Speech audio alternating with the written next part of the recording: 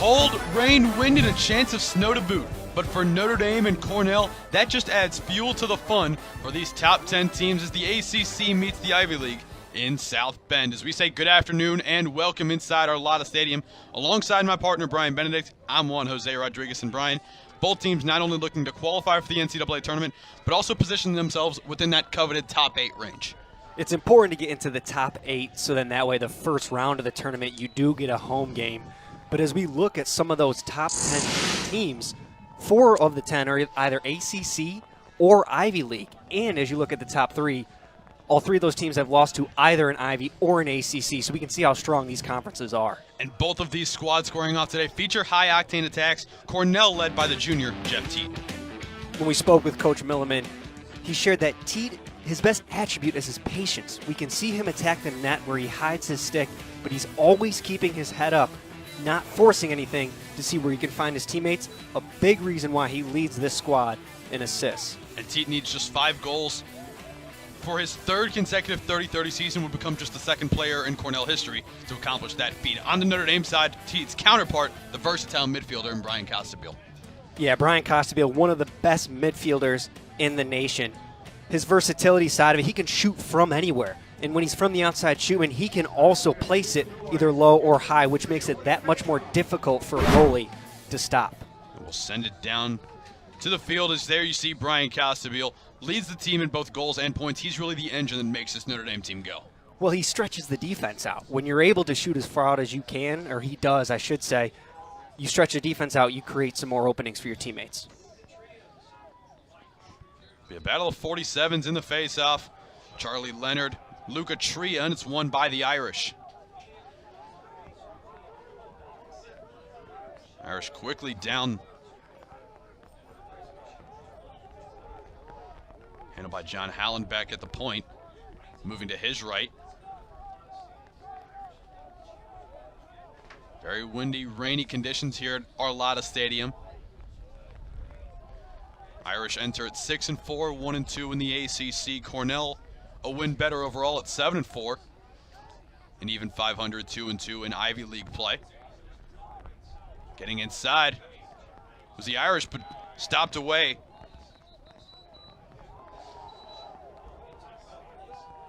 And Cornell with an early defensive stop. Yeah, Gleason had a nice move there getting back to the inside. Hung his stick maybe a little bit too long, which is the opportunity to check it out. That loose ball foul, ball going the other way for the Big Red. Cornell lost to one of those ACC teams in the top 10, to Syracuse, earlier in the week. Notre Dame coming off a big win against Marquette. That was the 300th for head coach Kevin Corrigan here at Notre Dame. Yeah, he's done an amazing job with this program, and he even shared it's not just about getting that 300 wins, but who you do it with, both players and coaches. Yeah, really excited to hit that number was Kevin Corrigan. Although, as he told us earlier in the week, didn't actually realize that he had hit the 300 number. Came by surprise. He has other things on top of his mind there. Cornell with 20 on the shot clock in their opening possession. Inside to McCulloch, now out to Jeff Teat. Teat shoots just wide. Just 10 seconds remaining on the shot clock as Teat's shot was not on cage. But he can shoot it from the outside. That's something special about Teat. It's not just close on the inside. He can do it from distance. Getting inside and absorbing contact, but the shot was blocked.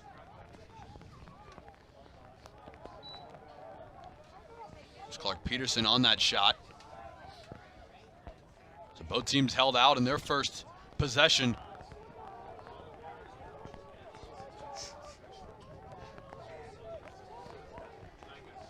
Brian Willits. Wheaton Jacoboyce at the center.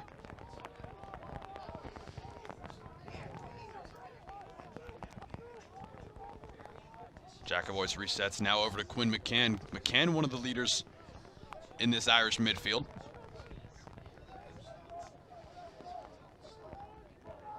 Here's Costabile, so dangerous from all points of the field. Brendan Gleason loses it. Yeah, flag down there, so it's going to stay man-up opportunity for Notre Dame. But you said how dangerous Costabile is. I'm sure the Big Red are going to throw their LSM on him here today.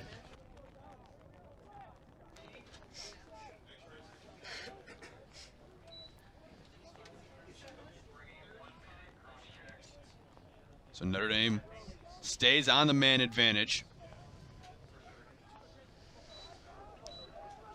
Couple of shots early for Cornell. As the weather continues to play a factor, Brian, you mentioned earlier how some of these players on the attack maybe won't shoot as far out as they're normally accustomed to, especially with the high winds and the rain in the forecast. Yeah, I'm sure they'll start by feeling it out, right? You want to make sure that your sticks work in the same way, whether it was not raining or not. But at the same time, you know, once that happens, they'll make the adjustments they need to do and just not force anything. And sometimes if they want to go to the inside a little bit more or shoot a little bit closer, they might change that and adjust it. Jacobois was looking inside for Willits, but passed away. And part of the weather is not just the shooting piece to it, but also maybe some of those passes that normally they connect on. So unforced turnovers like we saw there for Notre Dame could be a factor here today. Ball picked up inside, close by Notre Dame. Flipped and scored by Costabile, and the Irish up one.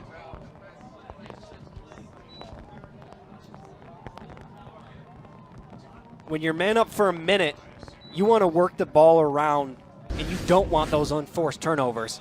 Unfortunately, it happened there for Notre Dame. At the same time, their effort, being able to ride and cause this turnover where Costabile just took it himself, and we're seeing that backhand shot become more and more popular. Sometimes that's the only angle. He's able to bury it there. Well, and we highlighted earlier the versatility of Brian Costabile. He got that started just by putting his stick up, causing the turnover. And then as soon as that ball ends up in the stick of Brian Costabile, not a whole lot that Cornell could do with that one. Especially on the doorstep like that, there's Exactly. not a lot. But it's the all-around effort. It's just not those offensive plays down the alley. It's doing everything, being able to ride. So it's Costabile's 27th goal of the season, leads the team in goals and now with his 30 points.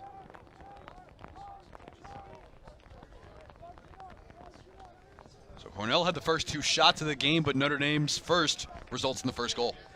Yeah, time of possession today is going to be interesting to see what happens. The Cornell attack, I don't know if there's a more productive attack in all of college lacrosse, having 96 goals combined on the season.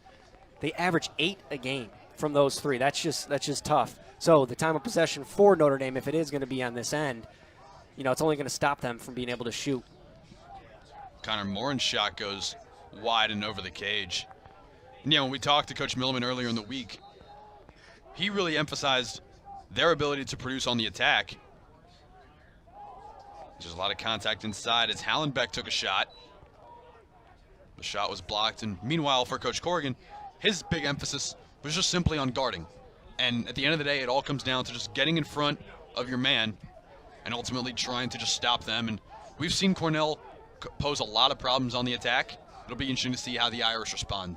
Yeah, the guarding piece to it is important, and then also the ball movement. These guys move the ball so quickly. They're not afraid to share it to find that best shot. So it's not just that one-on-one matchup, but that team defense, that communication is going to be important.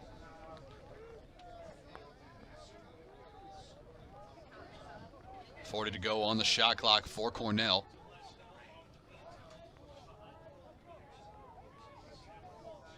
Big Red move it around nicely, as you were just mentioning. Brought it from just across midfield all the way down behind the goal and around.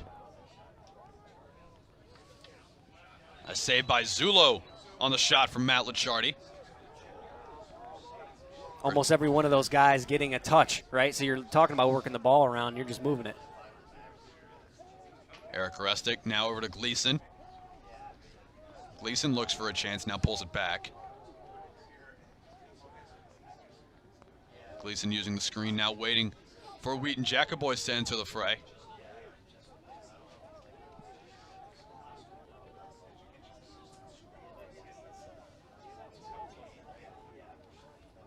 First 6 minutes gone, just the one goal from Brian Costabile. Jacobois patiently.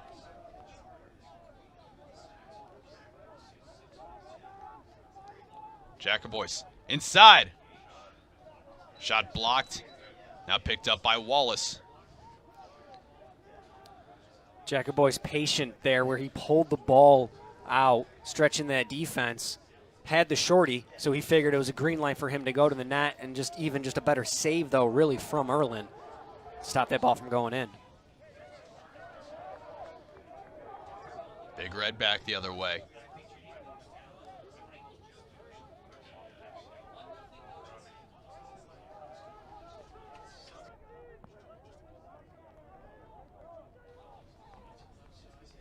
Inside, and Teat ties it up. Jeff Teat puts Cornell on the board. 7 minutes, 6 seconds to go. Defensive matchup between Notre Dame and Cornell. 1 goal apiece in the opening 7.5 minutes.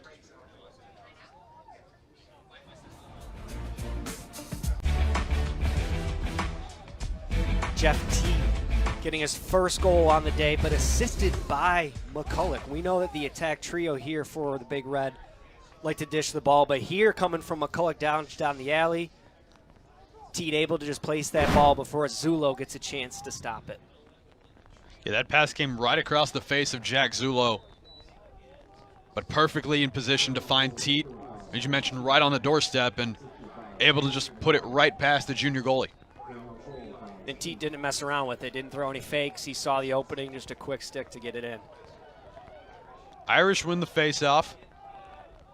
Back on the attack, and we'll monitor the Irish on the faceoff, especially against Cornell, who's had some struggles in that area. Yeah, they have, and I think the wing play is one of the big pieces for Cornell that they're looking to have step up today. I know Coach Millman felt that Notre Dame at the faceoff X, strong all around. That unit is solid, and he wants to make sure that they're able to do the same thing with that matchup here today. Irish work it around. Bringing in front was Morin, but just going wide. Still 35 to go on the shot clock for the possession for Notre Dame. Costabile with the shorty here. Costabile gets past the initial defender. Costabile inside, shot saved by Erlin. Shot clock resets. Costabile outside. Shot blocked this time. Looked like Kaysen Tarbell was in there. Scrambled for the ground ball just in front of the cage. The Big Red win it back.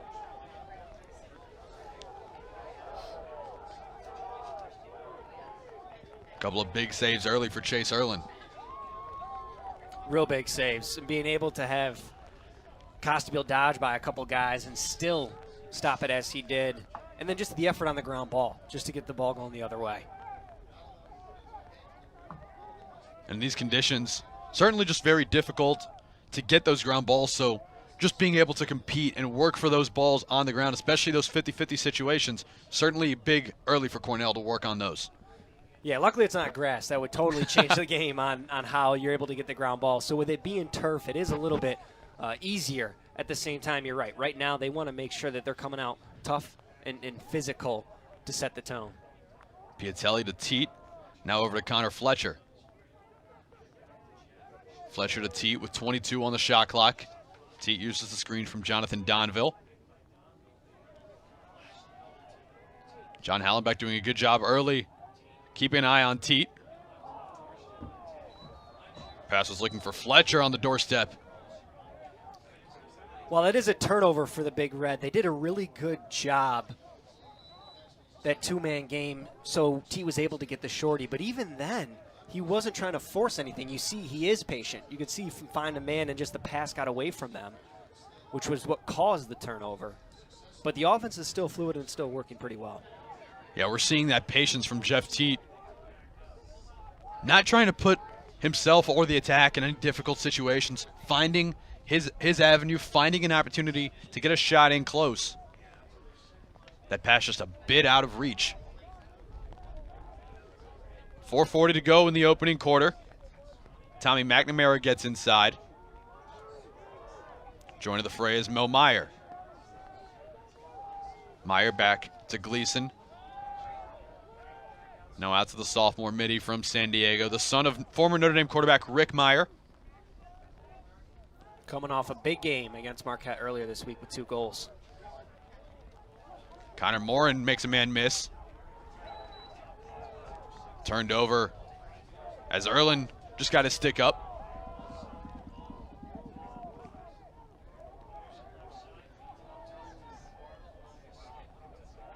Pass was looking for Bardwell. With some contact, and it'll call a foul. Check that, a timeout called on the field.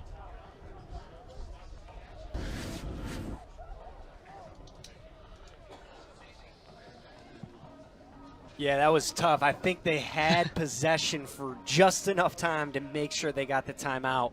You saw some of the Notre Dame defenders thinking the ball was already out by that time it happened. And we've seen some exciting matchups between Notre Dame and Cornell in recent memory. And Notre Dame, their last and only win in the series came in that 2010 Final Four against the Big Red. Yeah, game was played in Baltimore there. So it was, not only was it their first win against Cornell, but this game also sent them to their first national championship game where they played against Duke. And, you know, the one key thing I remember about this tournament and this run that Notre Dame had was goalie Scotty Rogers just was a beast in the cage, being able to make the amount of saves he did both in that Cornell game and then that Duke game. And this was part of a big momentum run for Notre Dame, as the Irish didn't start off too great in that 2010 season. That's correct. They got into the tournament. They were on the bubble there, but they were able to get in. But, man, they set the tone, and that's a sport of lacrosse. Even if the team that just barely gets in the tournament, they can play with anybody. And so we saw that, and we're seeing that here this year especially. Cornell's won all 5 games outside of that 2010 meeting.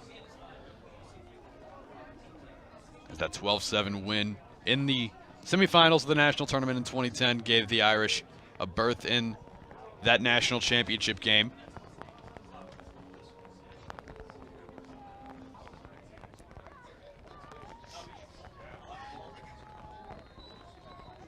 Irish looking for their second consecutive win in the series, whereas Cornell looking for win number 6 against the Fighting Irish. Quickly back the other way, saved by Zulo. Ball popped in the air, then grabbed down by Timmy Phillips.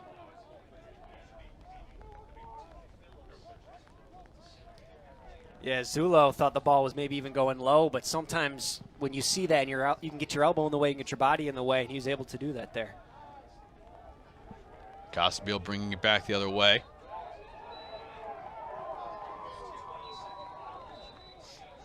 A 20-second violation called on Notre Dame, not able to get it across the timeline. Nice pressure by Cornell to force the turnover. Yeah, Coach Milliman shared his thoughts on the shot clock and the new rule, and he really likes it. It's tough for a team to prepare who maybe had the idea of slowing the ball down a little bit more in the past. And that's not just in the 6-on-6 offensive end. That's part of that clearing game. 20 seconds to get the ball past midfield changes it up. Both the men's and women's games instituting the shot clock in the last couple of years, helping to do just that, to quicken up the pace, prevent teams from holding the ball for 1, 2, 3 minutes at a time. Big Red on the attack after the ground ball pickup. 30 seconds to go on the shot clock. Donville saved by Zulo on the shot from McCulloch. You saw a few different plays there from Donville, getting the ground ball and then being able to just move the ball quickly once they maintain that possession to dish the ball to McCulloch for that shot. Costabile tripped up. Flag down there, so they'll get a trip coming up here soon. Gleason on the outside. To the left of Erlin. Gleason brings it back up to the center, finds Jacobois. Rain really coming down here at Arlotta Stadium. 6 shots for Cornell, 7 for Notre Dame in the opening quarter, 1:45 to go.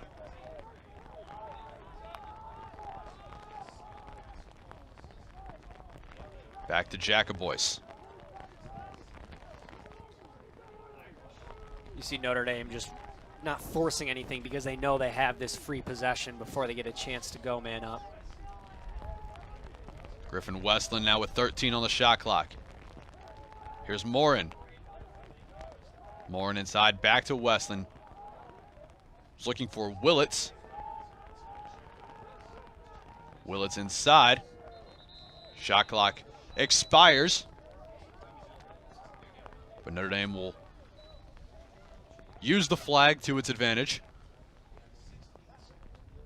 Today, the Irish are already 1 for 1 on man up, maybe unconventionally when it wasn't necessarily the play they were looking for, but still 1 for 1. So the Cornell Big Red defense staying out of the penalty box, at least in the first quarter. They've been doing a good job. Yeah, Notre Dame didn't score on its initial shot on that man advantage. Then Costabile forcing the turnover and doing what he does best, that's finishing in close.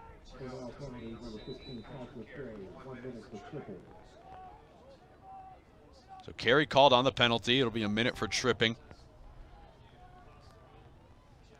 Just about a 6.5, 7-second differential between game clock and the man advantage clock. Willett's shot just hits the side of the cage. Back the other way quickly comes Salvatore.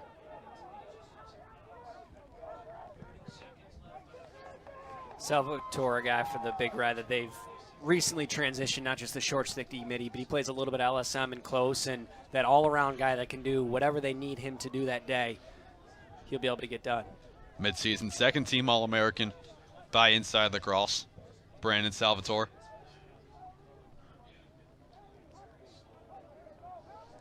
Just 12 seconds to go in the opening quarter. Costabile, the goal for Notre Dame. Teat, the equalizer for the Big Red. Final 3 seconds. And Cornell won't get a shot off. As Notre Dame and Cornell fighting the elements, and it's been a close defensive matchup in the first 15.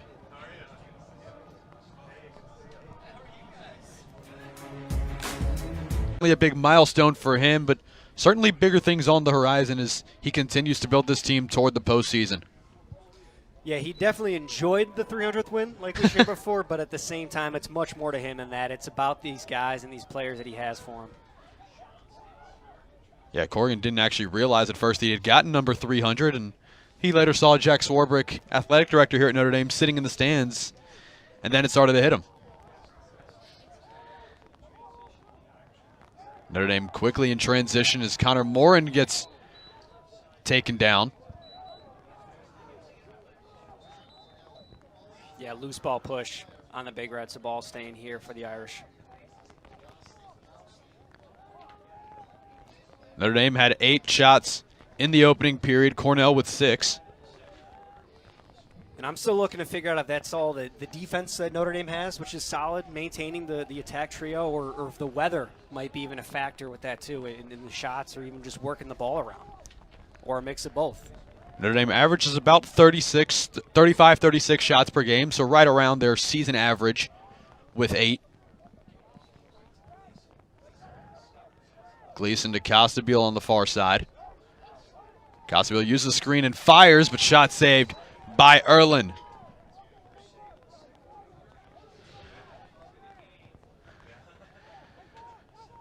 And Brian, with weather like this, we've seen both teams sort of struggle early on with passes and shots. Is there a team that maybe this benefits more than the other, or is it sort of even? With these two teams, I would say it's pretty even, right? If we're looking at some other matchups, you could argue it could favor a more defensive battle, but really with the Big Red, they've made some changes on the defensive front, and because of some of those changes, they've improved how their defense operates and how they work together. So here today, I don't believe it's going to really affect or even impact the team in a positive way, one way or the other. We've seen that defense from Cornell really paying dividends early. Zulo looked like he just got a foot on it to keep it out, as Notre Dame's already put up those 9 shots, but Erlin doing a good job forcing those tough angles and only allowing the 1 goal. Yeah, not just him, but obviously the defenders forcing the middies or attack down some of those alleys and decreasing their angle.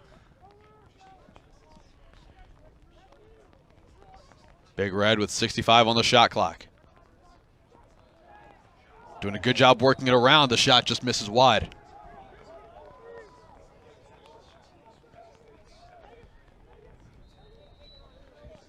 Teed back there to keep possession for Cornell. Minute to go on the possession.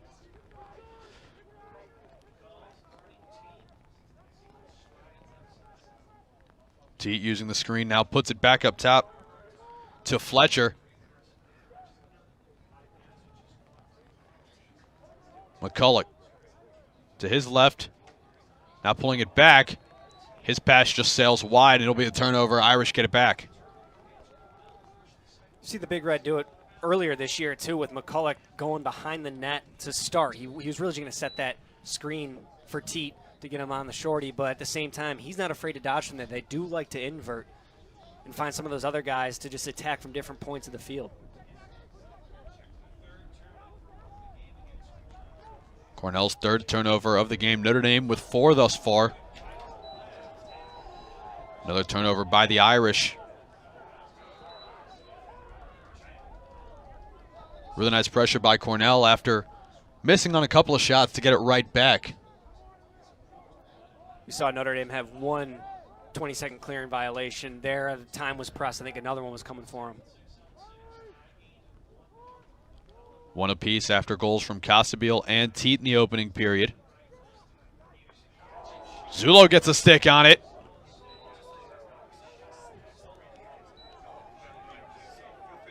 That attack, they're firing though. Peterson catches it. Does not take much time to do anything but just catch and rip on the crease. Clark Peterson riding a 26-game point streak for Cornell. That's the 4th longest in the Ivy League. Top 20 in the nation. Such a potent attack for Cornell. Peterson, Teet, McCulloch, Piatelli, all big factors as Donville's shot is saved by Zulo. What's interesting about those 3 guys is not only do they lead the team individually with goals as the top 3, they also do an assist. So both assists and goals, they're top 3 individually. They're not afraid to share the ball. Peterson just got past Nick Stinn.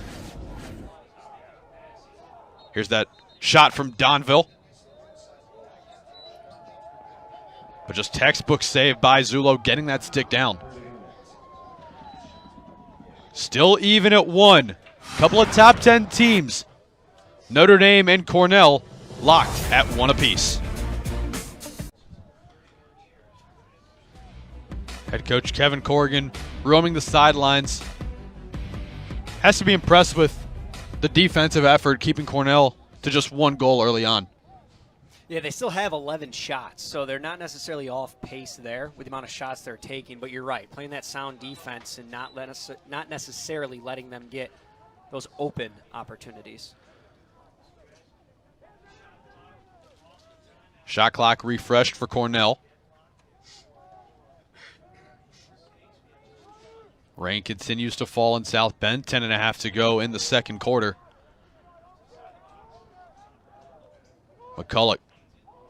Peterson in traffic. Notre Dame takes it away. Back the other way, Arden Cohen.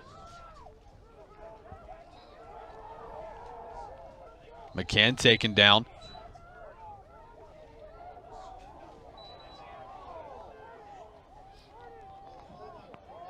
Loose ball hold, so staying here down with the Irish. But what about a swarming defense we saw there from Notre Dame? Cornell was looking at some of those backside options and working the ball around well. Yeah, saw some really good ball movement. They found Peterson inside, but really nice job by Notre Dame just collapsing the defense and recognizing the threat that Peterson provides. And that's one of his sweet spots, right on the crease there. He can handle the ball inside, and it's all about placement once you get there. Morin from behind the cage finds Westland. Deflected away by Erlin.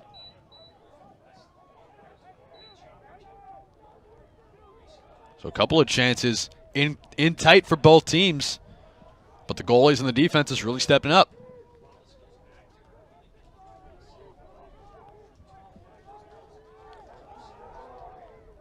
Big Red cleared just before the 20-second clock expires. 20 seconds to clear it, another 60 to get a shot on cage.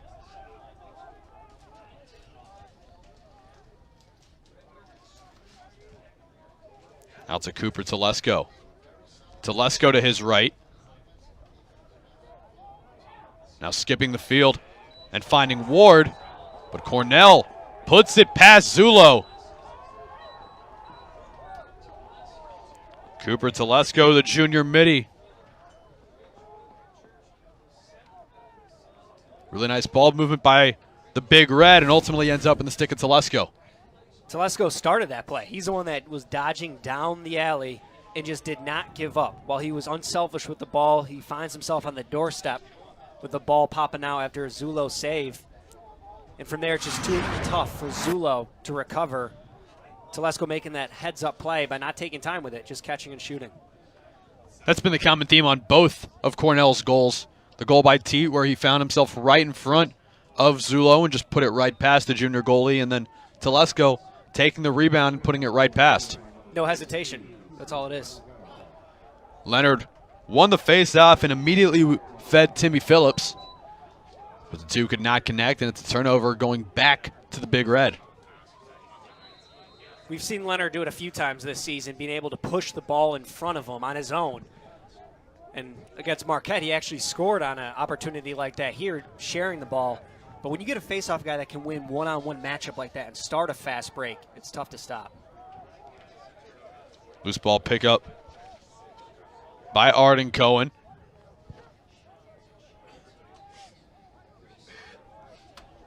Cornell with 13 shots, Notre Dame with 10.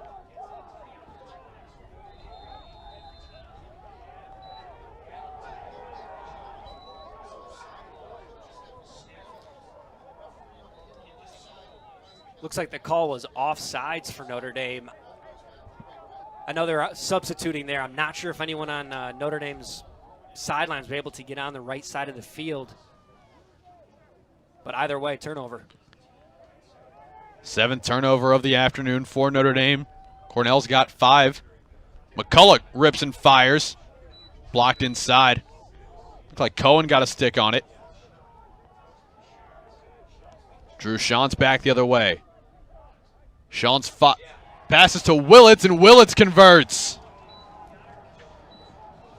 Brian Willits ties it at 2 with 7:42 to go.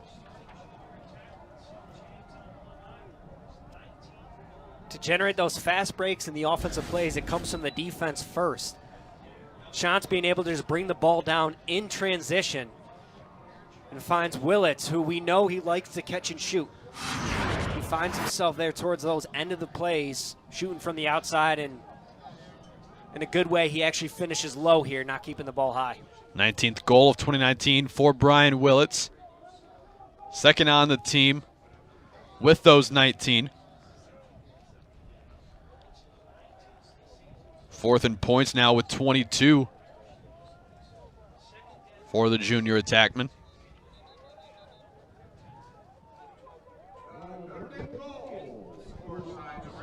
Irish now 6-0 in the face-off circle. Yeah, violation there. They went pretty quickly. So ball staying here with the Irish.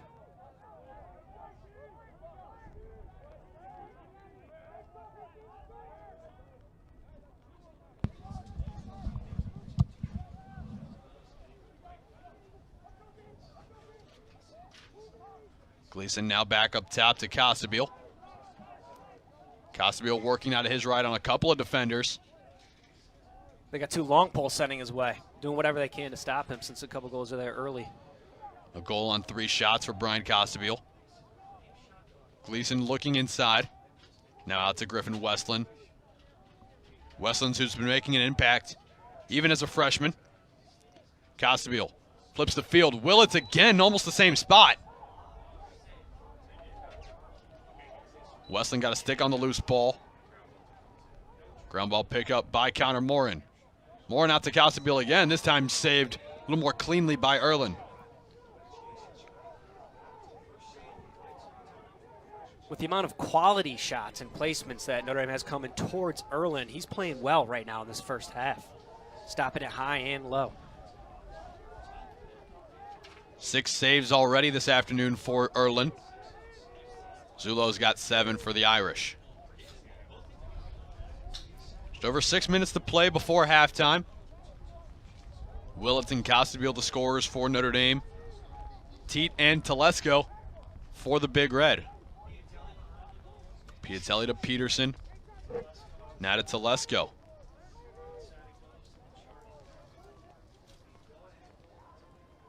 Telesco down inside is Cornell. Really nice job moving the ball. That was almost an identical play from when Telesco scored previously. That same skip pass happened. The shot this time just went wide as opposed to a rebound for Telesco. Yeah, that shot came from our left, Zulo's right. We're just unable to get it on frame. Big Red keep it. There's still 10 on the shot clock. Need to get a shot off quickly here in these final 5 seconds. Teach shot blocked by Zulo. And it stays with Cornell on this end.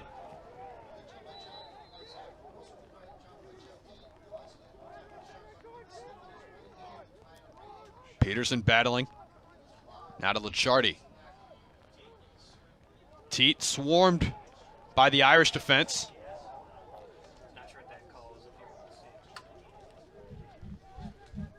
Cornell keeps it. Flag still pending. Yeah, free possession right now for the Big Red, so they're not going to force anything. As we saw Notre Dame do it earlier, running down to the shot clock. They might do something similar. Doesn't matter as Peterson fires and scores. Big Red back on top. Just over 4.5 to go in the second.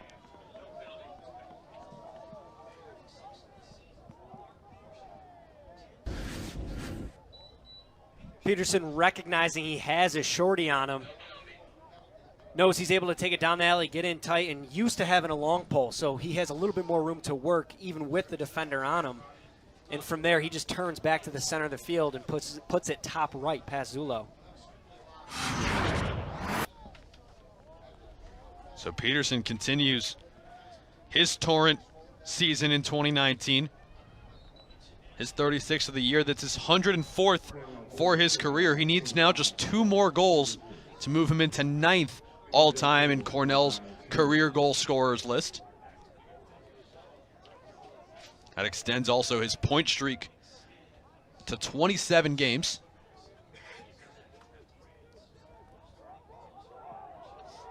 Weather continues to be a factor.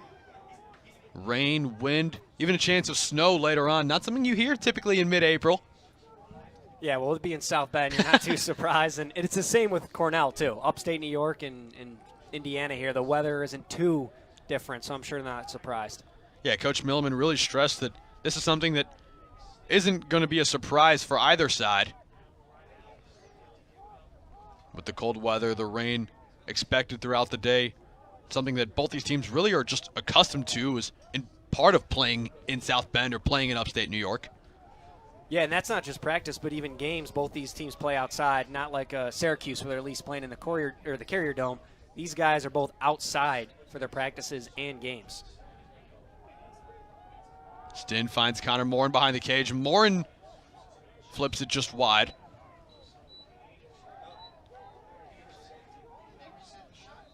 Reset the shot clock for Notre Dame.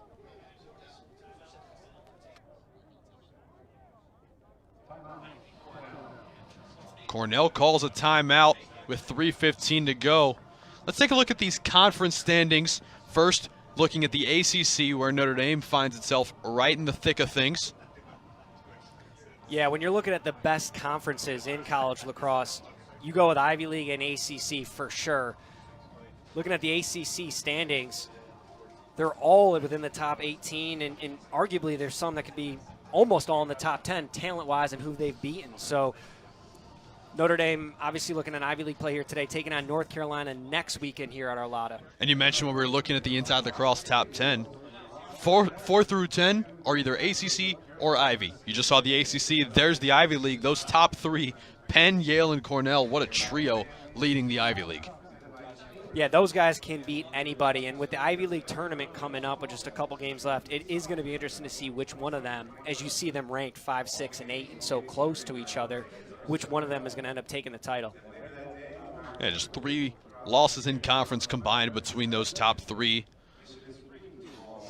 As Penn still unbeaten in conference play. There's Notre Dame just breaking its huddle.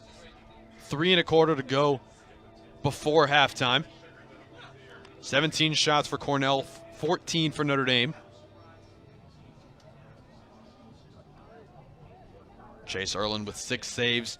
John Zulo with 8.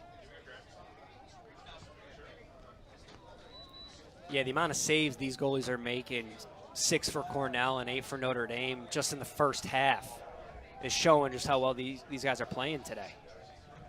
Second quarter has historically been the best quarter for the Irish.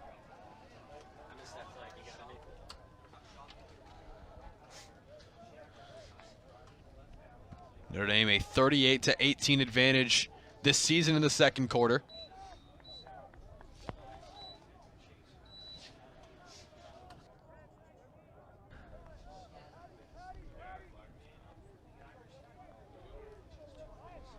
There was a flag down, about 20 seconds to go.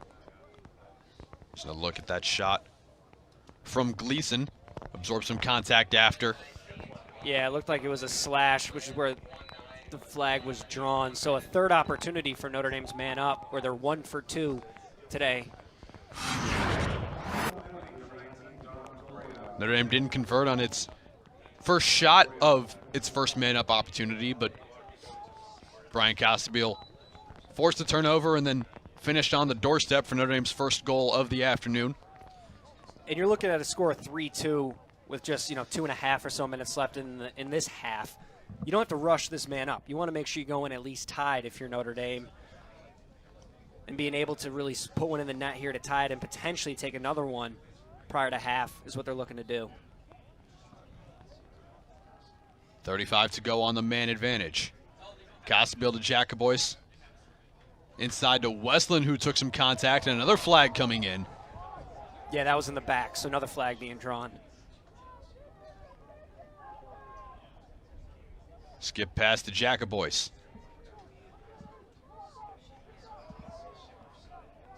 Quinn McCann couldn't grab it cleanly.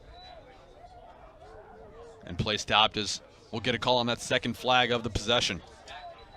The man up there shows just how difficult it is today, and I'm sure the rain is playing a huge factor in it, but just working the ball around. As we see a push with possession in the back. So Notre Dame now going to be 2 men up, hoping to capitalize on this opportunity. Ryan Bray was in there. Case and Tarbell as well with Fleet Wallace.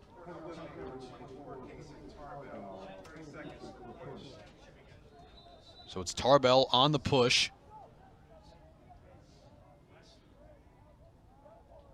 Costabile fires and scores. What a rocket from 26 in white. Brian Costabile to tie it.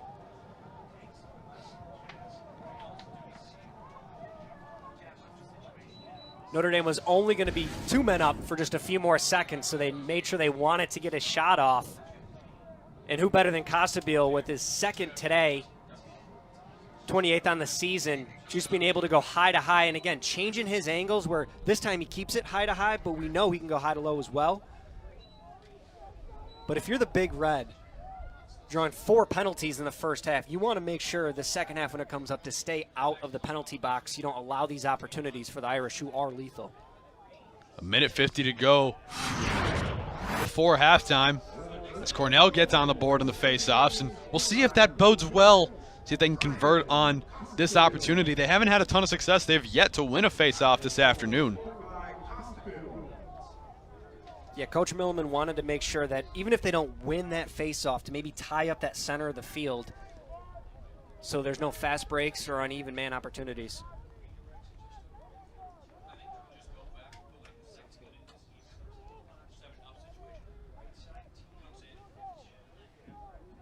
So Paul Rasimovich gets the face-off win against Charlie Leonard. 70 seconds to go before halftime. Shot fired wide of the cage by Connor Fletcher, the junior midi. Fletcher doing a great job recognizing his opening there.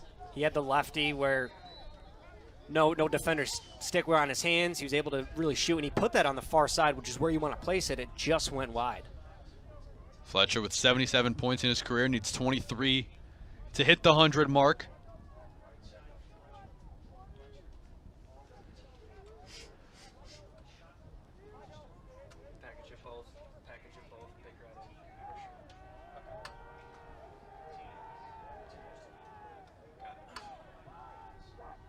Over to Donville. Donville rips one low past Zulo.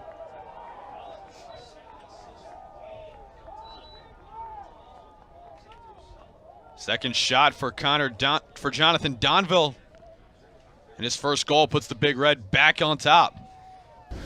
The answer Cornell needed after going man down the possession prior to that, being able to score before half, and puts it low on Zulo. I'm not sure if he had an opportunity to really see where that ball was coming from. Some of the defenders in a way. But either way, they're burying it. Second assist of the game for Jake McCulloch. 18th goal for Donville on the season.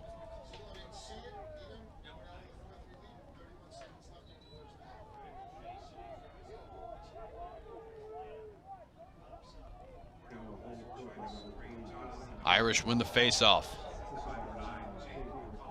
Loose ball. Cornell picks it up. 15 seconds to go before half. Irish intercept it with Jack Kilty. 8 seconds to go, now 6. Final seconds, Willits up top.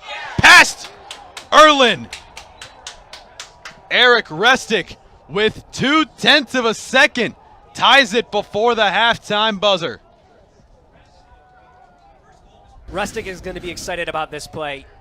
The first time off the faceoff, he did handle it real quickly, but an even better check by Cornell. He's able to now redeem himself as Notre Dame regains possession. He stays on the offensive end, recognizing how much time is left in this half. And as a goalie, it's tough to see where the shot's coming from an LSM with that trajectory, so put it low and buries it.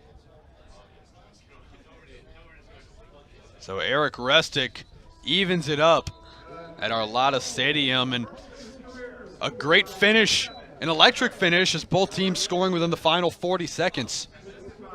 Yeah, 4-4 score at halftime is not necessarily what I thought might happen here today. I thought it was going to be high scoring, especially with the Big Red, but tied up here 4.5. Erlin on the Big Red, and you got Zulo for the Fighting Irish have been stepping up today. I think if at halftime your coach Milliman noticing that 2 of Notre Dame's goals have come from man-up opportunities, they want to stay out of the penalty box if they can here. Back to the face-off circle between Leonard and Rasimovich. Cornell in the bottom 10 nationally in face-off wins, but they drop another one. And we just talked about them only having 1 win in the first half, and the first face-off they get a win here. If they don't necessarily win the one-on-one matchup at the X, but they get their wings involved, that's just something that's going to improve their odds.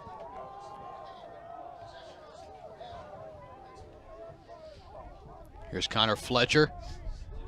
Down to Teat. Down to the left of Zulo. Teat had a goal on 3 shots in the opening 30 minutes of play. Here's Donville. To McCulloch dancing around. Shoved out by Matthew Blommer. You mentioned 1 shot for Teat in the first, or 1 goal, for Teat in the first half. His patience shows that he's not necessarily going to force anything, and even Coach Milliman shared with us that he's okay with maybe taking a half where it's not forcing it and realizing that it's a long game, and if it's a second half where you start to really pick it up, then so be it. And Teat's really shown that versatility to be able to score and get assists. Peterson battling on Leonard, and you're right, even if he doesn't necessarily score in the first half, it'll still be an opportunity for him to find his teammates, find open chances for others.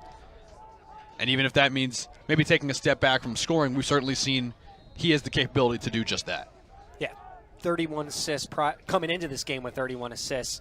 He knows how to feed the ball, and he knows how to find the open man without forcing it.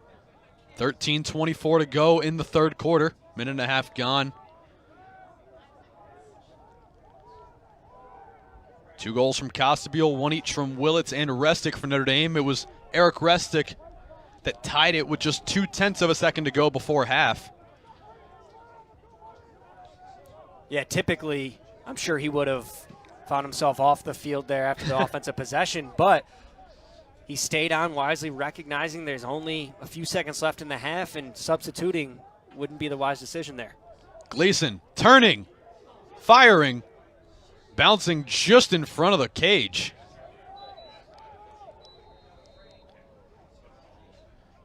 Gleason almost being able to bury that shot, and if he did make it, it would have been interesting to see the call. I know the dive rule this year is a little bit more subjective at times when it's not as clear cut, but either way, barely misses the net, and the Big Red regained possession. Yeah, it would have been one heck of an acrobatic play from Gleason. Instead goes down as a turnover.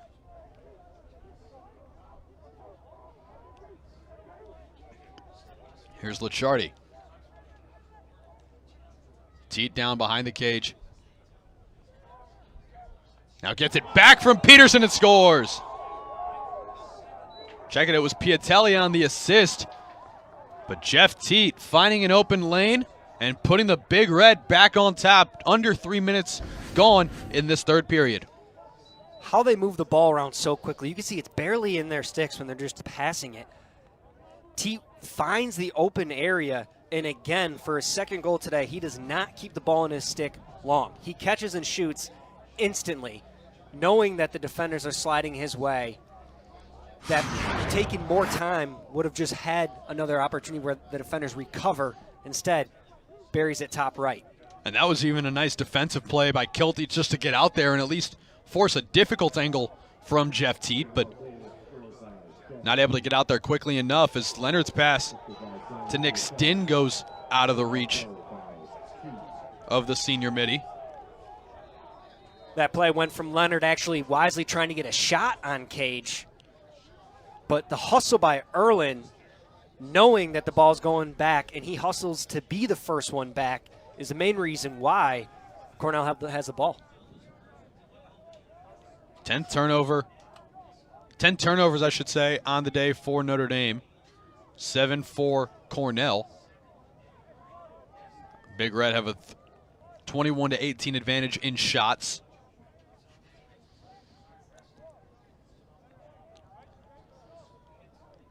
Here's Piatelli. As Piatelli and Donville play catch behind the cage. Now fed inside. Zulo with a stick save.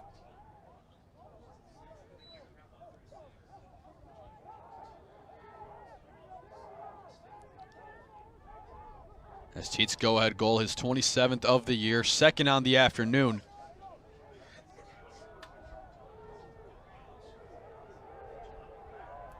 Zulo gets it ahead to Restic. We've already seen Restic score once.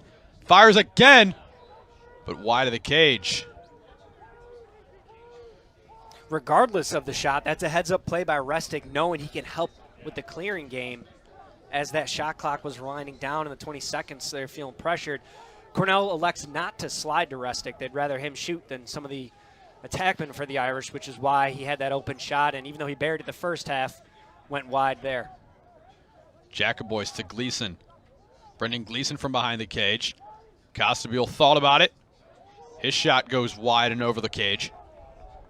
Still 31 to go on the possession clock. 10:23 to go in the period.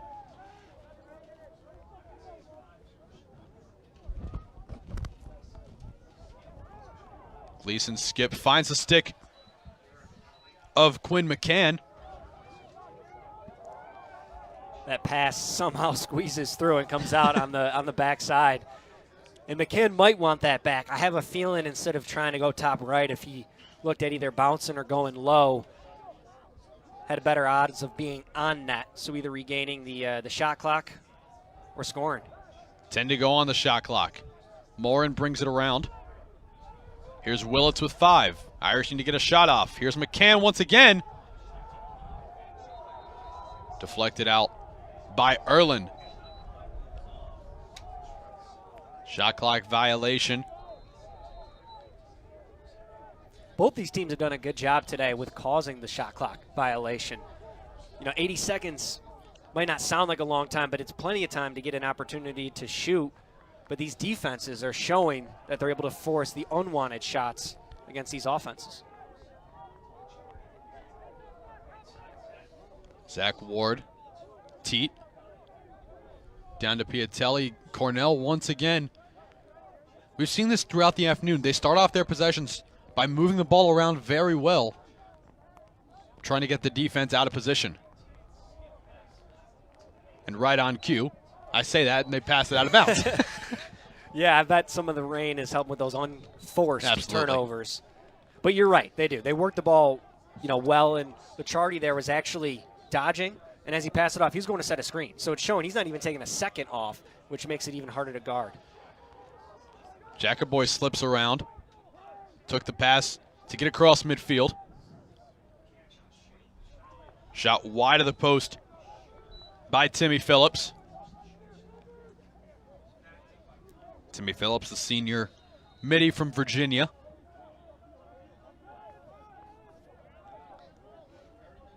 McCann back out to Costabile, the two-play catch on the fringe of the attacking zone. McCann gets past Telesco to Costabile. Smothered by three Big Red defenders. A flag comes in.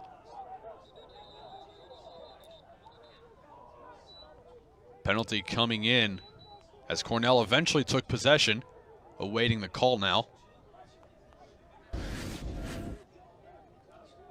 Yeah, Costabile doing what he can to create some offense, but while he's on the ground there, tough to know exactly. Might have been a hold as Costabile was on the ground. Without the possession, they were still playing, so it looks like it could have been a hold for the Big Red. It is a hold on Cooper Telesco, so Notre Dame will have an extra man opportunity for 30 seconds. A goal for each side in the first period, 3 goals per side in the second. Cornell's got the only goal since halftime. Jacoboy to Gleason inside to McCann, stick save by Erlin. Jacoboy misses wide. Actually, might have looked like Jacoboy saw cutting Willits, and that pass came in as the window of opportunity was slim. The pass came in quickly and just went wide. But again, the Big Red find themselves man down. Here they're doing a good job of now transitioning, getting the ball back in the offensive end, but that's a mental mistake they do want to change in this second half. Notre Dame converting about a 35-36% clip on the man advantage.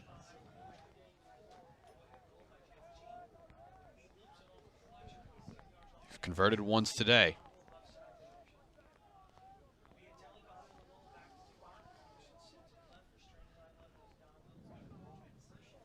Back out to the point for Connor Fletcher. Fletcher brings it forward, now finds McCulloch. McCulloch, a strong outside finisher, as Teat bounces one just in front of Zulo and over the bar. Jack Kilty has it taken out of his stick. Now the Irish recover. Cornell a few different times today have been looking to get a shorty on Teat. So there McCulloch had his man slide in a two-man game.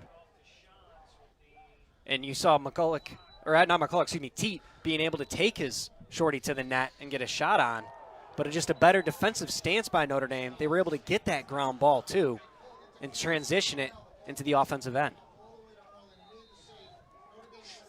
Notre Dame on the attack. Willits down to Morin. Fresh shot clock for the Irish.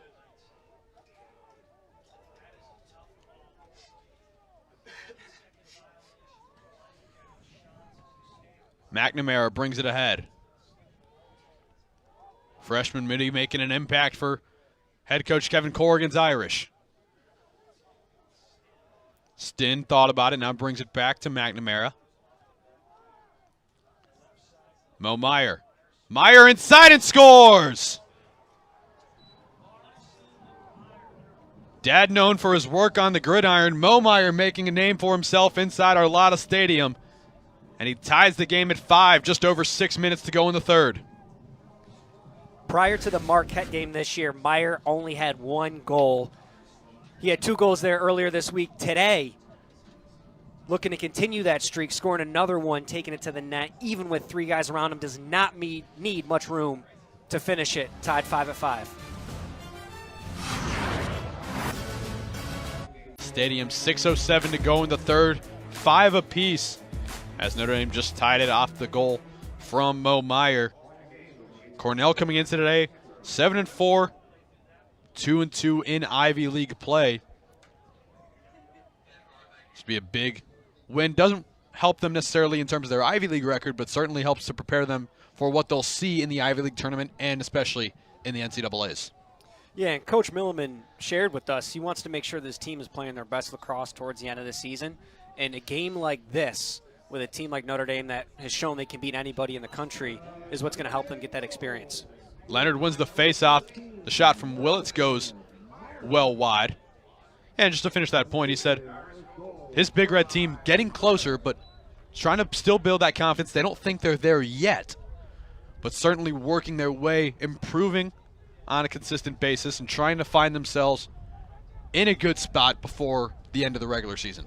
Yeah, and I think some of the defensive shifts that they've had has been able to help change it. I know they wanted to get Salvatore not just being that short stick D-midi, but coming in either LSM or close when he can.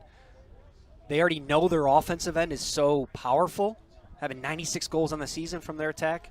Defensively, that shift's going to help. Costabile misses wide, still 42. Now resetting on the shot clock, so a fresh 80 for Notre Dame. Even at 5:20 to go in this third period. Gleason. Morin behind the cage. Inside to Willits. The shot is good, and Brian Willits gives Notre Dame the lead.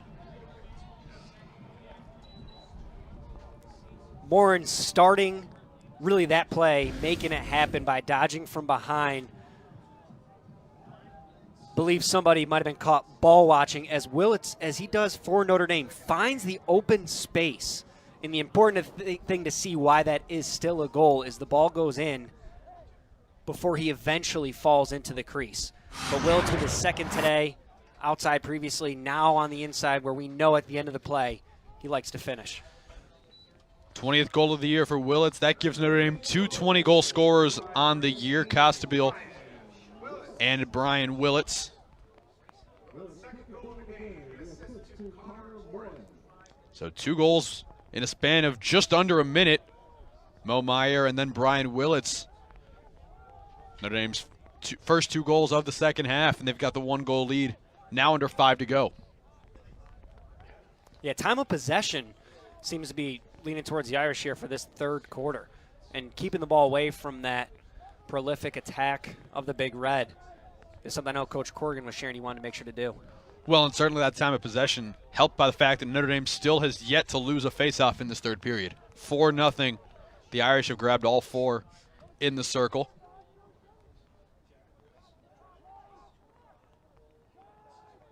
As Cornell has just won one of the 13 faceoff battles this afternoon. Came in bottom 10 in the nation in that category. Costabile inside, poked away by Erlin.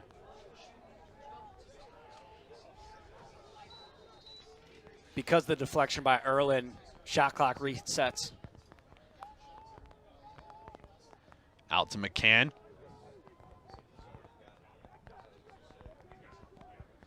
Quinn McCann back out to Costabile.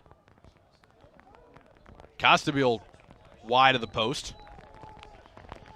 I have a feeling Costabile wants that one back. He had 2 defenders at some point guarding him. One slipped, and he got by the other, creating that open shot. Just happened to go wide. McCann walled off by a couple of Big Red defenders. Connor Morin loses it Those conditions continuing to play a factor. Gleason working inside, but he goes wide of the post.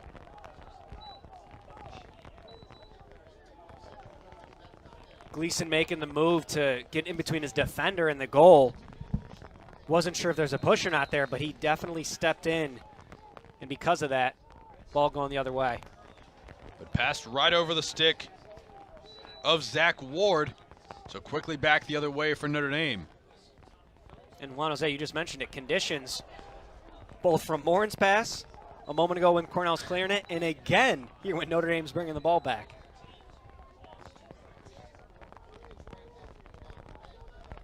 Big time turnovers. Now under the 3-minute mark from Arlotta Stadium.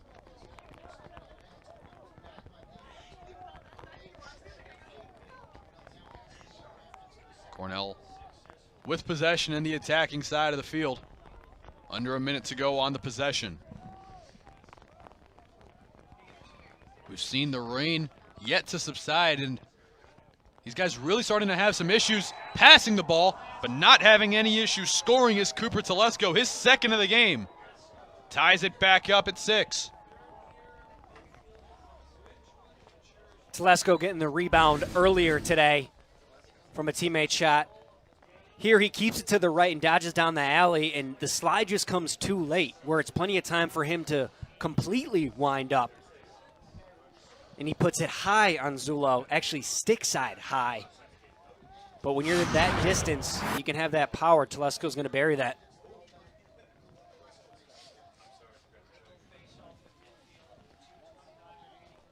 .229 left in the third period. Charlie Leonard and Luca Tria in the face-off circle.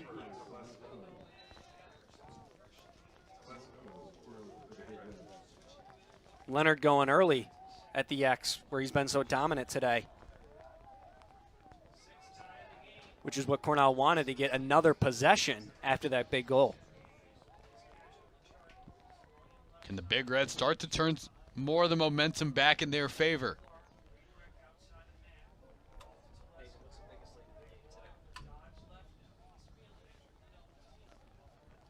.50 seconds on the shot clock. Here's Piatelli working.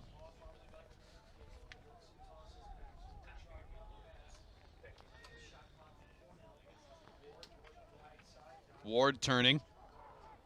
Looking for Teat, but unable to convert on the pass. Ball popped in the air. Now Arden Cohen comes up with it just before falling out of bounds. Intercepted by Peterson. Peterson fires and scores.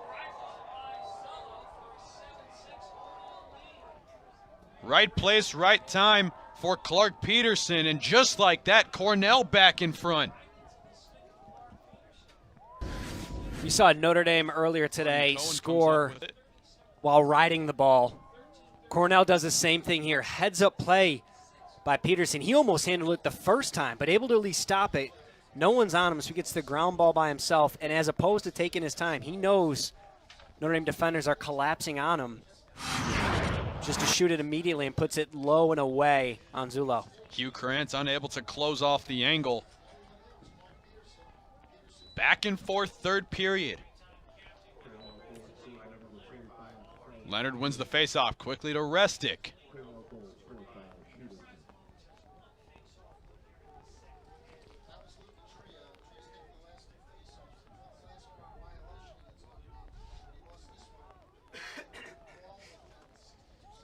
Irish working around the perimeter. Here's Tommy McNamara up top. Under a minute to play. 7-6 Cornell in a top 10 battle from Arlotta Stadium. Myers scoring just a few moments ago, showing that he doesn't have to just go righty to the cage. He can go lefty. Takes the pass from Willits. McNamara, about a 4-second difference between shot clock and game clock. Morin behind the cage. Bringing it back up. Stinn. McNamara makes a man miss. Now all the way around the cage finds Gleason. 22 to go in this third period. Cornell on top by 1. Gleason's pass deflected away by Fleet Wallace. Wallace doing a good job getting a stick in the passing lanes where the skip pass was there if it got through, as opposed it didn't. Heads up play by Wallace. Just 4 seconds to go. Shot goes wide from almost midfield.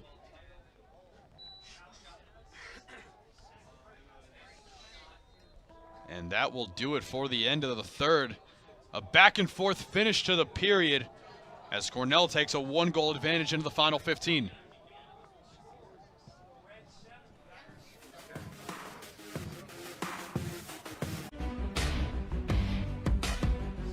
7-6, Cornell leads headed into the start of the fourth quarter, and a big reason why, the top three, Peterson, Piatelli, and Teat, 4 goals and an assist between the trio. Yeah, 4 of their 7 goals coming from this 3. At the same time, the Notre Dame defense being led with Krantz, Keelty, and Cohen, they've done a pretty good job holding these guys because as a unit, they score 8 goals a game and 5 assists a game on average. So being only 4-1 as a unit today is showing the defensive effort the Irish are putting up.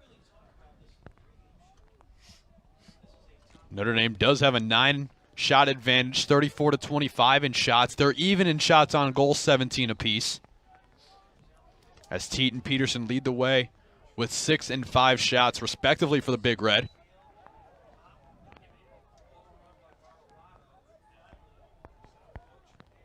Leonard comes away with the face-off.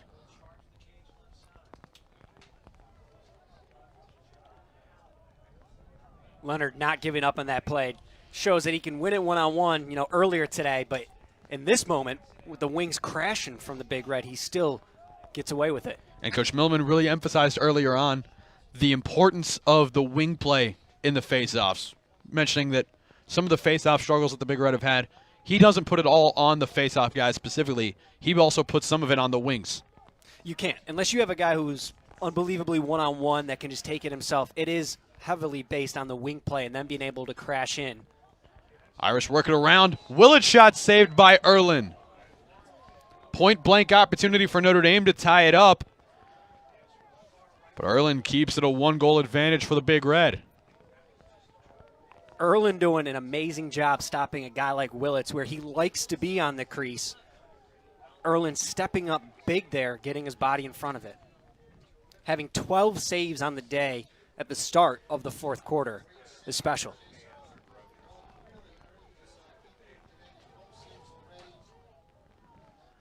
Minute and a half gone in the fourth. McCulloch.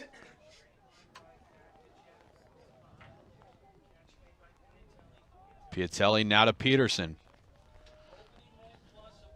Peterson, 10th in Cornell history in career goals.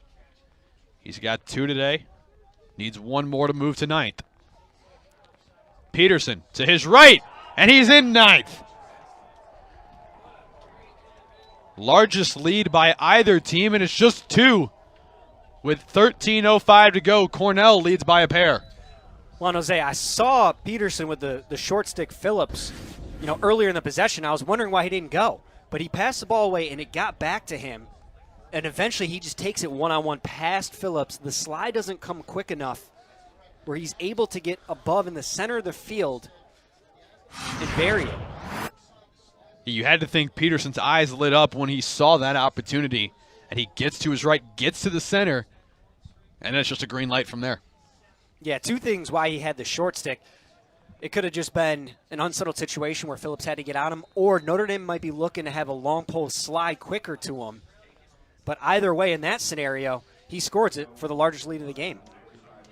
Yeah, neither team had led by more than 1 goal before that conversion by Peterson, his 38th of the season. He needed 3 to move into 9th place all-time in Cornell scoring history. He's got all 3. Now the Irish down by a couple. Here's the freshman, Griffin Westland.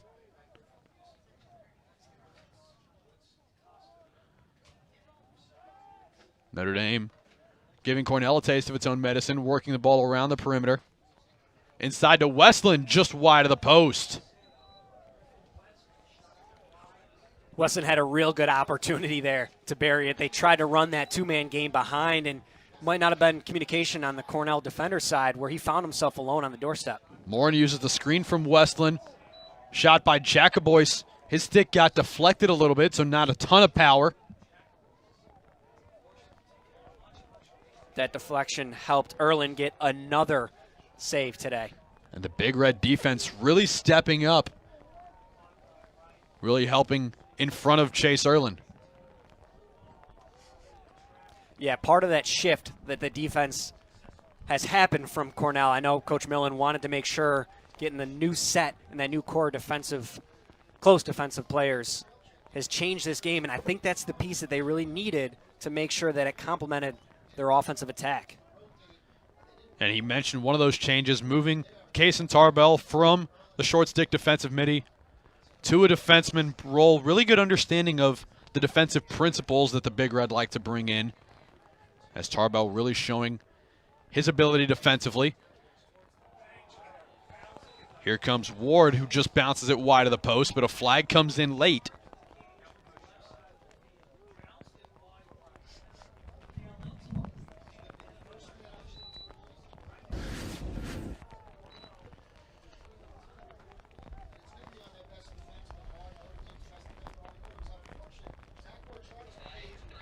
Looked like it might have been a hold towards the end of the play, where now Notre Dame finds themselves a man down, and Cornell gets that opportunity to go man up. Notre Dame hasn't scored since the 5:11 mark of the third period, as Cornell has gone on a mini run. They've scored each of the last three, despite Notre Dame's big advantage in faceoffs. Yeah, despite that 15-2 differentiation at the faceoff X, them being up 8-6 just shows the skill that this team has all around. Notre Dame is 5-2 in non-conference play this year, just 1-2 in the ACC. Big Red move it around.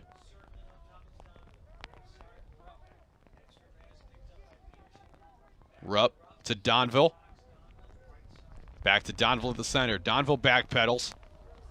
45 still on the shot clock. Not a big hurry for the Big Red. Donville fires the pass over by Teat. Cornell's man up is really just showing how they can work the ball and not force anything. Quick passing, nothing too dangerous. Still 20 to go on the shot clock as the man up opportunity winds away. McCulloch puts it past Zulo. McCulloch's first goal. He's already got a couple of assists. The Big Red now up by 3. You need to be careful with that transition from man down to 6-on-6. You need to communicate who's going to pick up who at that time, and it looked like that might not have happened, which is why McCulloch is open there. The slide comes just too late, and they're doing a good job at their shot placements, putting that low. Zulo might have had difficulty finding that ball. And there you go, Brian. Perfect example. Jake McCulloch getting his 14th goal of the year. Who gets the assist? Jeff Teat. Teat just distributing the ball, knows when and where he should find his teammates to be able to put them in the best opportunity to score. We've seen rain, we've seen wind. We're now seeing hail inside Arlada Stadium. Not sure that would normally happen in April here. But it is South Bend, Indiana. Big Red up 3, under 10 to play. The 8th-ranked Big Red looking for a big-time road win in South Bend over the 10th-ranked Fighting Irish. Donville corrals the high pass. Now back to Connor Fletcher. Fletcher now inside. Piatelli saved by Zulo. Piatelli did a really good job on that dodge, not forcing the same side of the field where that ball came from. He went the opposite side, forcing the defender to go around, so just didn't have enough time to catch up. But an even better save by Zulo on the doorstep. And Piatelli, someone we've really seen step up here in 2019. Now a sophomore taking a big step forward. Had only 2 hat tricks a season ago, 8 already this year. Yeah, Coach Milliman shared, when we asked who might have surprised him this year, who's been the biggest guy stepping up, without hesitation, he said Piatelli. Just the ability he's been able to have this year on the scoring side is just adding to that third layer of attack. Part of that big-time trio with Peterson and Teat. That's what you like to see, the youth coming into play with obviously the veteran experience and leadership of Teat and Peterson, but Piatelli, just a sophomore, really making a big leap from his freshman to his sophomore campaign. McCann to Morin behind the cage. Morin uses the screen from Jacobois. Jacobois now under 10 on the shot clock. Willits. Notre Dame needs to get a shot off. Here's Costabile firing just over the bar.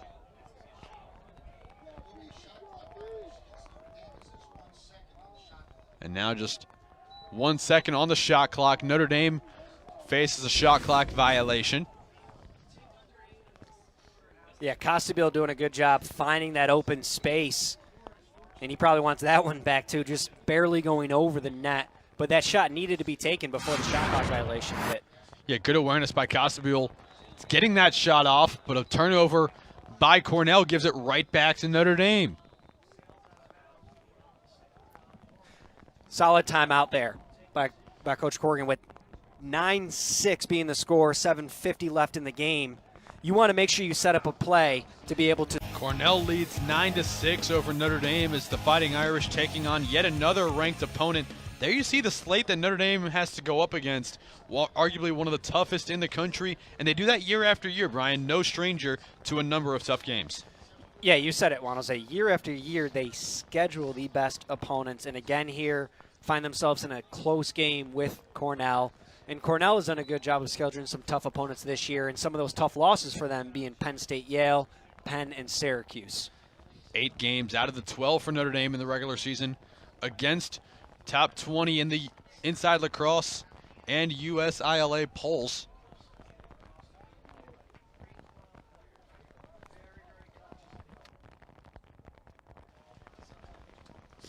Morin to Gleason. Gleason loses the stick and loses the ball. Big Red quickly in transition the other way. Here's Peterson. Big Red with yet another defensive stop. They've held Notre Dame scoreless for about 13 minutes now. 7 to go in this fourth and final quarter.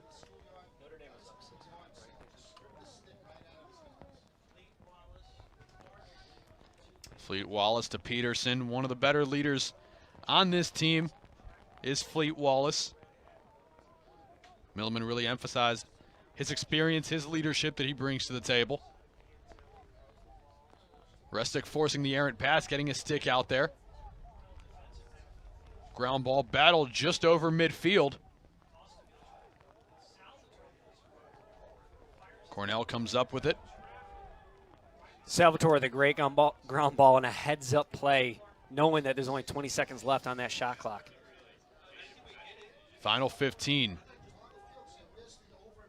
Here comes Telesco. Telesco bounces it past Zulo. Big Red into double digits, a 4-goal lead with just over 6 to play. The shot clock winding down, and it still does not matter for Cornell. Telesco at the center of the field to start with this dodge. Gets down the alley, and he doesn't need much room, where as long as his defender's behind him, his hands are free to shoot.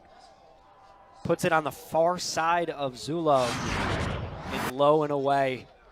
Makes it 10-6. Cornell actually on a 5-0 run. It was 6-5 Notre Dame in the third quarter. They've scored 5 straight. Telesco with his 9th of the year. He came in today with just 6. So a hat trick on 3 shots for Cooper Telesco, the junior from Ridgewood, New Jersey. 3 for 3 on the day is not bad. Not a bad efficiency mark if you're Cooper Telesco. His day got started when he picked up and fired the rebound as Notre Dame has still yet to find a goal since the 5:11 mark in the third. Nearly 15 minutes without a goal. Costabile shot over the cage. Morin back to retreat. And even though they haven't scored, they're still getting those opportunities. Costabile the past couple of possessions has had some shots, so they still have shots coming. As we see there, scoring, putting it top left from Morin coming from behind in that end line. So Morin just able to snap the scoreless streak before it hit 15 full minutes. And Connor Morin trying to shift some momentum back the way of the Irish. What I like about Morin there is he had an extra step or two from that GLE, increasing his angle. Had he not done that, might be on the side of the net. Instead, he finds the room to put it past Erlin. Yeah, really nice job by Morin getting in front of that goal line extended, and then just a simple shot. Not even a whole lot of velocity, just perfect positioning, perfect placement. The Irish get within 3, then back on the face-off win. Can Notre Dame pick up a couple in a row? Costabile. Under 5 to play in regulation from Arlotta Stadium. 8th-ranked Cornell up by 3 over the 10th-ranked Notre Dame Fighting Irish.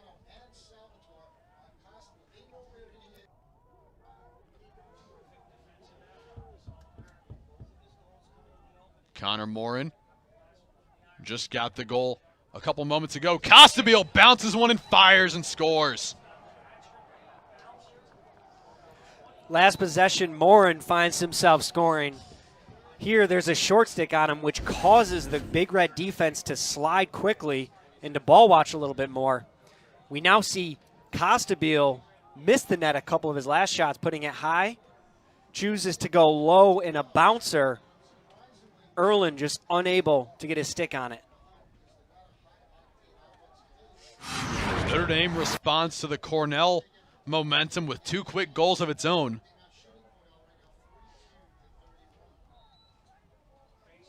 (42-31) Notre Dame with the 11-shot advantage. Another face-off won by the Irish, and Leonard quickly back the other way.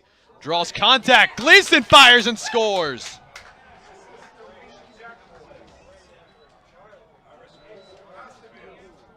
In the game of lacrosse, you do not need much time to put goals in the net. They were down 4 just a minute or two ago. Now have it within 1 goal. It all starts with the win by Leonard, being able to control it and recognizing the Big Red defense sliding on him.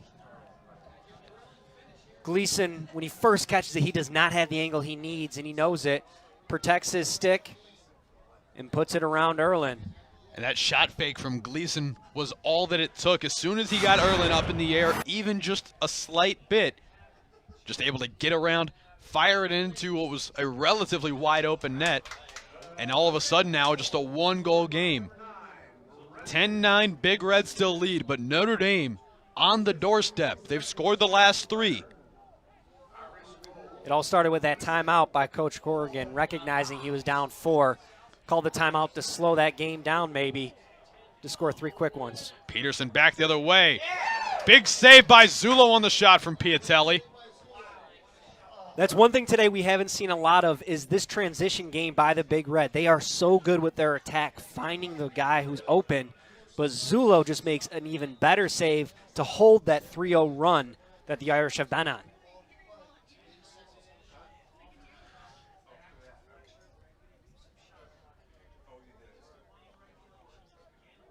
Big Red on the attack. Here's Piatelli. Here's Fletcher.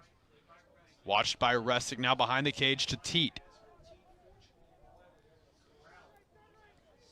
Teat to Donville, 50 seconds to go on the shot clock. Donville being watched by John Hallenbeck, sophomore midi from Indianapolis.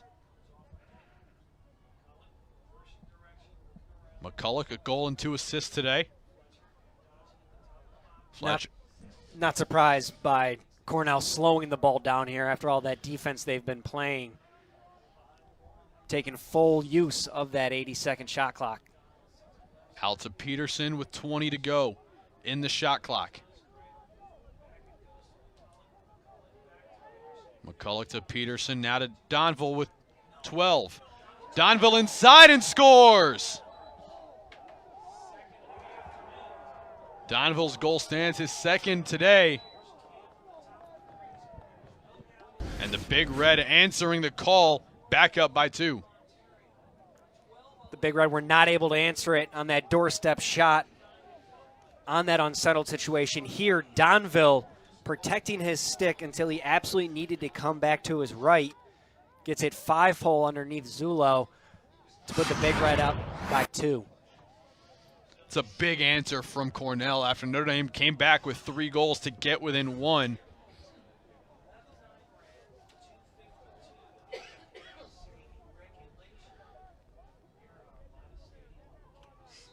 Under 3 to play.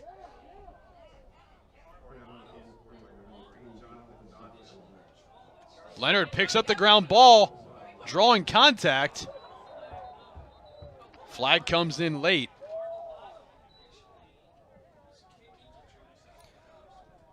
We see Bartolotto take the faceoff for Cornell and actually had it where he won it behind him there. But it just comes down to finishing the play out. And Coach Corrigan shares there's no guy on this team that really has more effort and pushes themselves more than Leonard. And you see from the X all the way down to drawing the penalty, it's because of him that Notre Dame will now be a man up. Well, we've seen Leonard throughout the season really winning faceoffs and then immediately getting downfield. And even though he didn't necessarily win that faceoff or even have possession as he raced downfield, you mentioned finishing the play, and that's exactly what Leonard did, forcing the penalty, and now the Irish will have the man advantage for 30 seconds. 2:42 to play. Notre Dame, an extra man opportunity after the push by Fleet Wallace.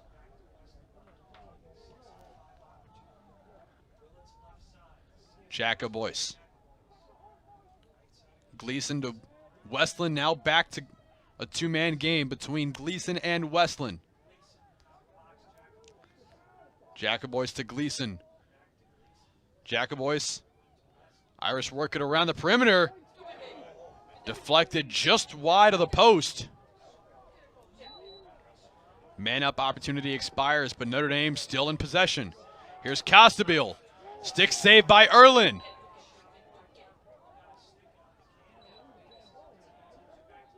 McCann to Gleason.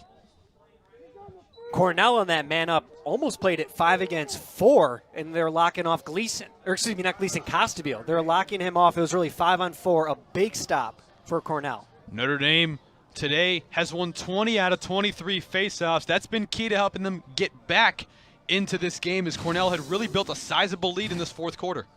Yeah, 5-goal lead in this fourth quarter. If you were going to talk to Coach Millen about having that while losing the faceoff battle 20-3 and being up by 5, that's really showing the teamwork by the defense. But the fact that Notre Dame is able to be winning 20 faceoffs of the 23 shows that they can keep this game close. Yeah, really nice job in the faceoff circle throughout the afternoon by the Irish, winning 20 out of 23. But Cornell remaining in there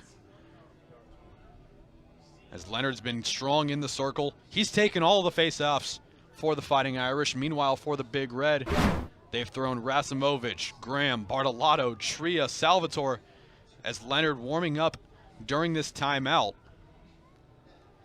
He knows it. He knows if Notre Dame's going to get back into this game, he needs to be ready to go. And it's been him all day, whether he wins it one-on-one, whether he wins it on the ground ball with the wings coming in or drawing the penalty.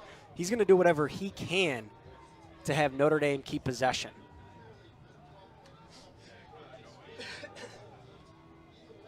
Big Red up by 2, under 2 to go.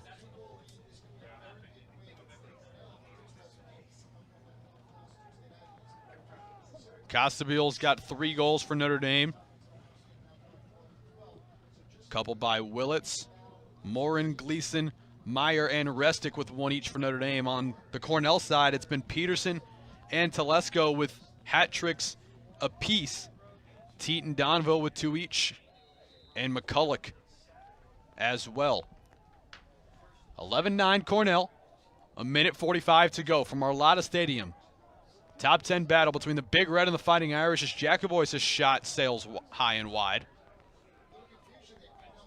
A minute 40 left. We've already seen it's plenty of time to come back into this game for Notre Dame. But if they're going to do that, seems like finishing low might be where more of their success has been. I know Costabile wanting to bury that shot, but put it just over. Morin gets ahead from goal line extended. It was deflected by Erlin. Stays with Notre Dame. Shot clock effectively turned off. Just about even between the game clock and shot clock. Morin hounded behind the cage. Willits loses it. Jacobois forces a loose ball, now scrambled forward just on Notre Dame's side of midfield. Gleason back the other way quickly. Brendan Gleason now with 45 seconds to go. Costabile taken down. As the Big Red hounding Brian Costabile in this Irish attack. Gleason to Costabile, saved by Erlin. Big time save after big time save for the freshman goalie, Chase Erlin. Costabile getting a look that he wants 2 times there on that possession from the middle of the field and just unable to connect. Final 20 seconds as Cornell looking to seal off a big time win on the road in South Bend. Yeah, Cornell calling timeout, recognizing they want to make sure being up 2, they get the ball in the hands of the right guys like Piatelli or Peterson or Teat just to handle it, to run the clock out. You're going to see Notre Dame pull Zullo out of the net to make sure they're able to double the ball wherever they do take it from, which looks like it's going to be in that bottom left corner. Some of the offensive leaders for Notre Dame. 3 on attack. 6 goals between that trio of Costabile, Willits, and Gleason. Willits also adding an assist today as the final 15 seconds, Teat sends it into the in front of the cage. Erlin picks up the ground ball and just sends it forward. And the Big Red invades South Bend for the first time since these two teams met in 2010. And Cornell, a top 10 win over the Fighting Irish. Not the matchup we thought at first was going to happen in the first half with it being a 4-4 score. But Cornell being able to really pull this second half together on that offensive end, drawing 11 goals. And really it comes from a defensive end from both goalies making some big saves here today. So for my partner, Brian Benedict, my producer, Nathan Bush, I'm Juan Jose Rodriguez saying so long from Arlotta Stadium, where Notre Dame falls to 6-5 on the season. Cornell a big top 10 win on the road by a final score of 11-9. To watch this entire game on replay as well as other events on the ACC Network Extra, visit WatchESPN.com or download the Watch ESPN app. This has been a presentation of the ACC Network Extra.